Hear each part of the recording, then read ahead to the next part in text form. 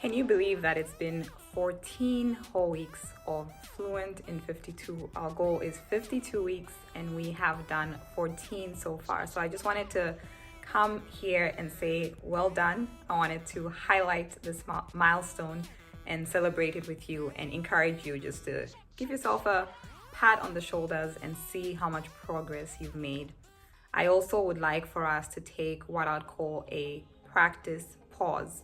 I talk a lot about practice because internalizing and ingesting a lot of information is great, but it's like eating the food.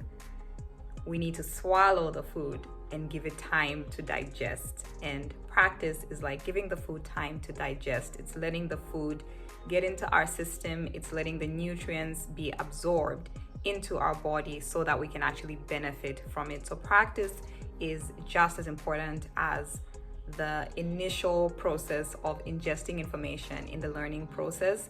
And I'm here to invite us to take some time to practice. So we've learned a lot of things. I'm not sure what you remember, but we've learned about simple sentences. We learned simple sentences without an object. That's where we use ya, like niyafunza, like you're doing right now. Then we've also learned about simple sentences without objects, where we don't use ya. We've talked about prepositions and possessive pronouns, prepositions being on and to and from, and how in Siswati we actually don't have the actual words, but we adjust the noun, a fun little exercise that keeps us on our toes. We've talked about possessive pronouns like ami, ako, and the fact that you need to add a prefix to them depending on the noun.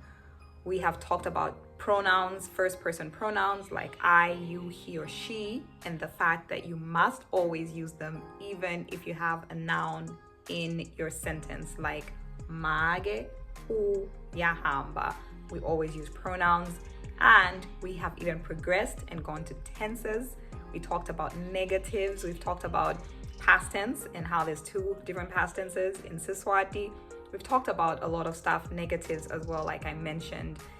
And then the thing that we have done most recently, which is my favorite, and another element of practice, is we've taken it to the streets. And I hope you've had a chance to practice those different things, whether you are a boss or you are a pastor or you are any of the different people that we highlighted with sentences that you can use in your environment and take it to the streets, so to speak.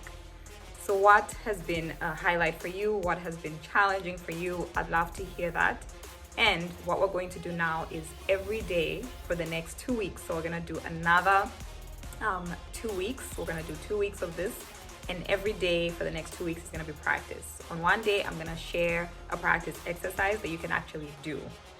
And then on the other day, we are going to have a little bit of a break, give you a chance to catch up in case you missed it, because life happens. And that is what we are going to do for the next 2 weeks. So on YouTube, here on YouTube, what I'm going to do is I'm going to post just a question per week of Fluent in 52. And what I'd love for you to do is try your best to answer that question from memory so that you can practice what we have learned. If you're hungry for more, you can click on the link that will be available, and it's there in various avenues, and go to Patreon, where there's going to be a bit of a longer quiz in case you want to do more. So I want to really encourage you to make sure that you take these next 2 weeks and actually practice. Like I've said, we've ingested all this food, we've eaten it, we've chewed it, we've tasted it, tastes great. Now it's time for us to let it digest. It's time for us to let it be absorbed into our body and give us the nutrients that we need as we continue on this learning journey here on Fluent in 52 on Siyafunza.